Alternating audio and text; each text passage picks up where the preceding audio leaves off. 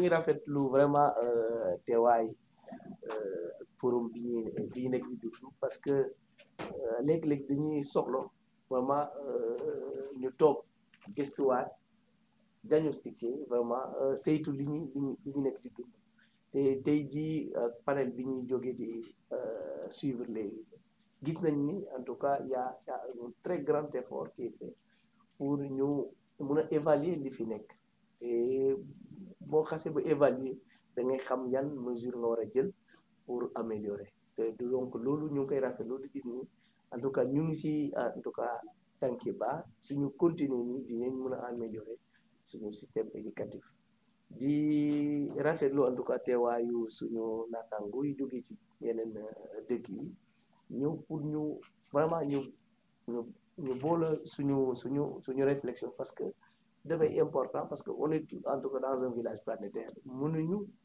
engager des réformes au Sénégal te Côte d'Ivoire engagé wuñu ak yeneen dëkk yi donc ñu tey jii suñu toogee ñun ñëpp bokk xalaat dafay en tout cas dina mën a jur loo xamante ne en tout cas dina njëriñu Afrique donc vraiment en tout cas ñu ngi rafetlu jotaay pour ce forum, ce grand forum important pour la Confémène, important pour l'Afrique, important pour l'éducation et important pour l'amélioration des apprentissages.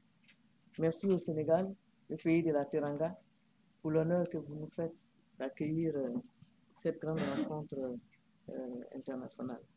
C'est un forum qui pour nous est d'autant plus important qu'il porte sur l'amélioration des apprentissages. Et si vous étiez avec nous dans la salle, vous avez bien compris que à un moment donné, en faisant le point sur l'état des lieux, l'Afrique s'est concentrée sur la question de l'accessibilité. Comment faire en sorte que le plus grand nombre de personnes puissent accéder à l'école. Et il a fallu la COVID-19 et bien d'autres événements pour montrer que, je ne vais pas dire que nous étions sur la mauvaise voie, mais montrer qu'il y avait une crise de l'apprentissage. Et au vu de cela, que devons-nous faire pour remédier à cette situation? Que devons-nous faire pour avoir une éducation de qualité, une éducation inclusive? Et je crois que ce forum nous permet de comprendre que tout part des premiers apprentissages. C'est à partir des premiers apprentissages que nous pouvons nous projeter dans l'avenir et savoir et voir ce que nous pouvons faire. C'est un forum qui permet de regrouper une multitude de partenaires techniques et financiers, une multitude d'experts pour conjuguer nos efforts afin de pouvoir apporter des améliorations au système éducatif de nos différents États. Et je l'ai dit tantôt, nous devons sortir d'ici avec des engagements forts pour chacun de nos États, pour chacun de nos pays, dans le sens de l'amélioration de notre système éducatif. Aller à l'école, accéder à l'école, la question de l'accessibilité, c'est bien, mais la question de l'éducation de qualité doit être au cœur, au centre de toutes les réformes que nous envisageons dans nos différents pays. Et donc, c'est un forum, qui nous permet de partager l'expérience. Vous avez vu les représentants de plusieurs pays.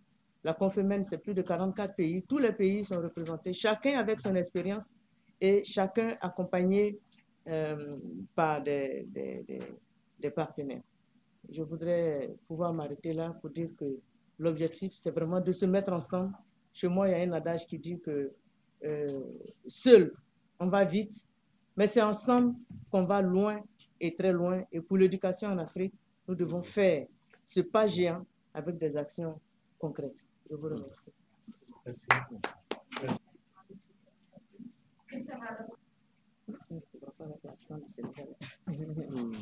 La première question, c'est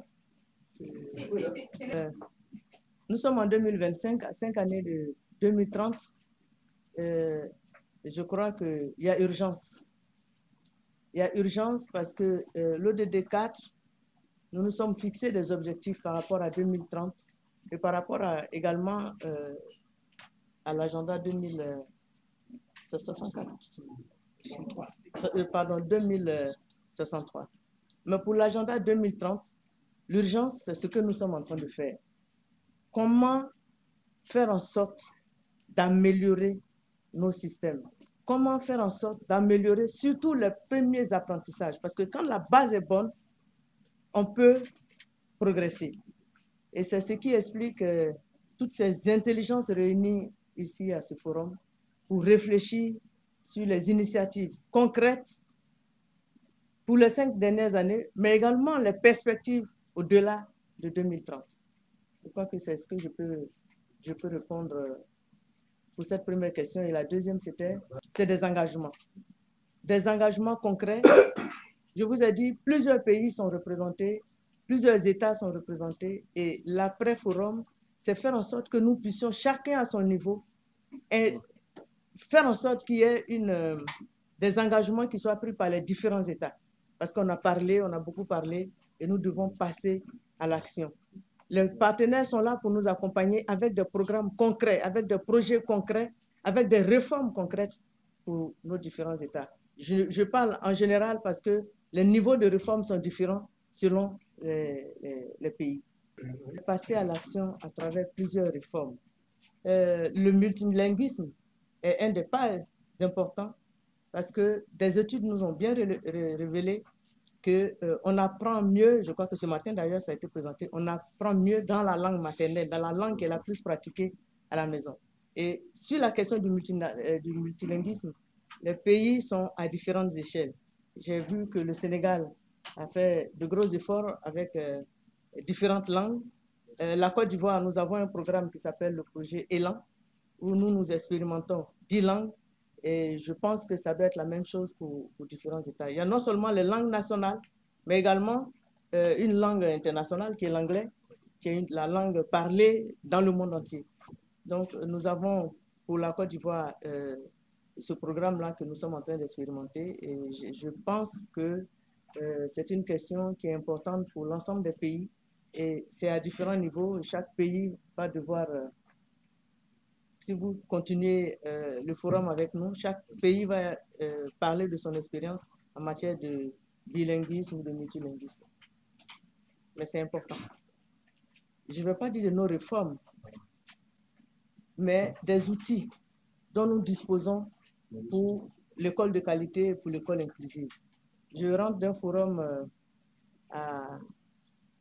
non, ce n'est pas un forum, la Journée internationale de l'éducation à New York, dont le thème portait justement sur l'éducation numérique.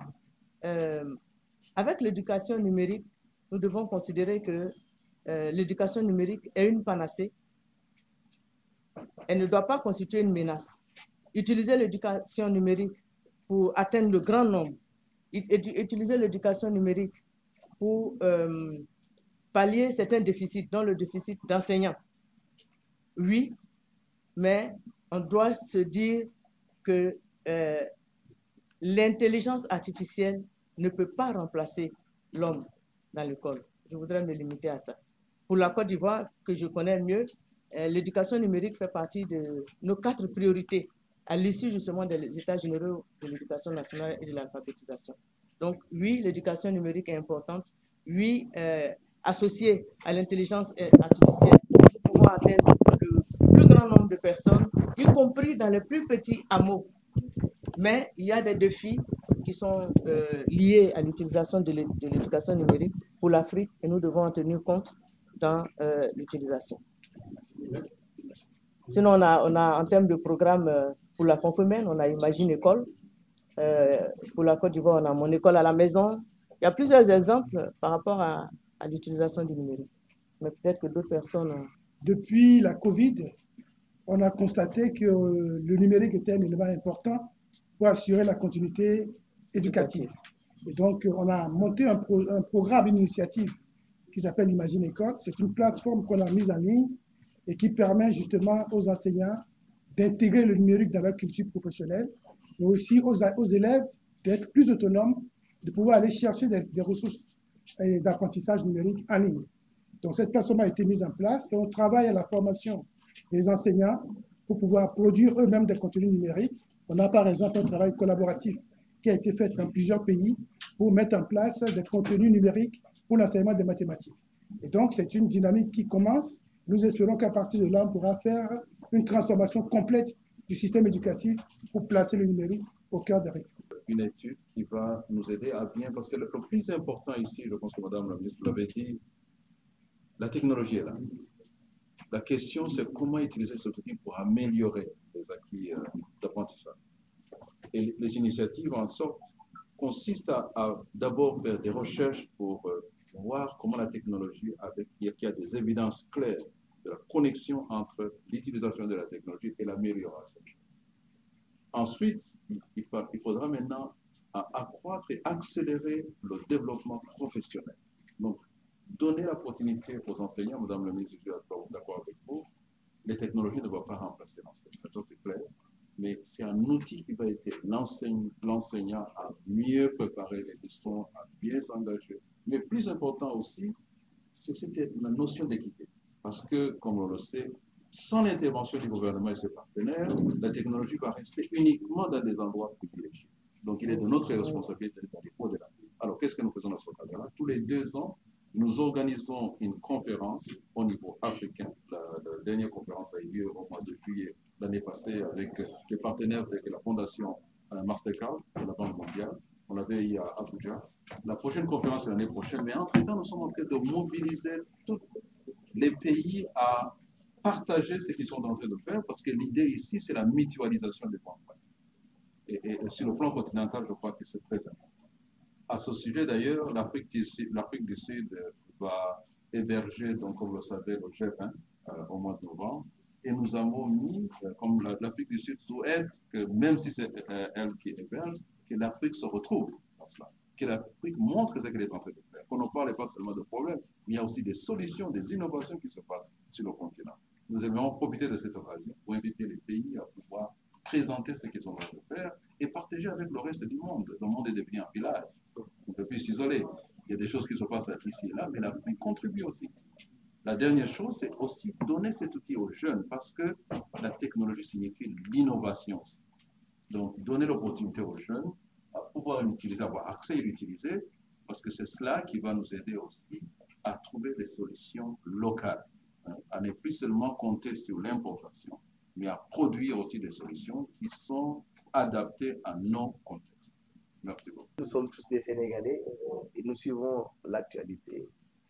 Et je sais qu'il y a beaucoup de mesures qui sont en train d'être prises pour non seulement permettre l'accès de tous nos enfants au système éducatif, mais aussi surtout leur maintien.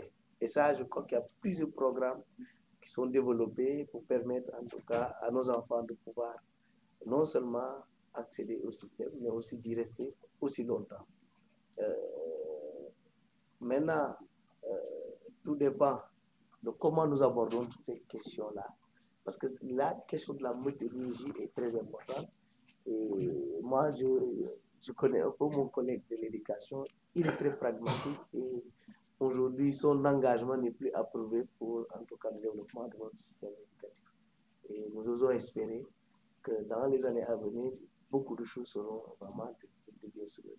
Et que le forum, en vérité, est déjà un très grand pas, puisqu'il nous permet d'évaluer nos systèmes éducatifs. Et je crois, au regard de ce que nous avons déjà entendu,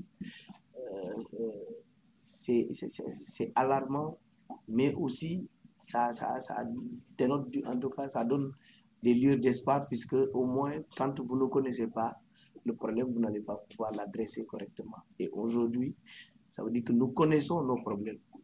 Et donc, ça va être très facile donc, de les adresser. Et je pense que nos gouvernements respectifs ont déjà entamé, en tout cas, des réformes pour améliorer davantage nos systèmes éducatifs. Je crois qu'au sortir donc, de la crise Covid-19, beaucoup de mesures ont été prises et on a même associé effectivement les nouvelles technologies pour pallier à beaucoup d'autres, en tout cas, de problèmes que nous rencontrons dans notre système éducatif. En tout cas, pour ce qui est du Sénégal, il est clair qu'un vaste programme, en tout cas de réforme, et le développement de nouvelles applications qui vont permettre, en tout cas aux enseignants, mais aussi aux apprenants, de pouvoir mieux suivre ce qui se fait à l'école et en train de développer dans le cadre donc d'un outil de l'État qu'on appelle le gouvernement. L'introduction des langues nationales, je crois que mes prédécesseurs ont déjà répondu.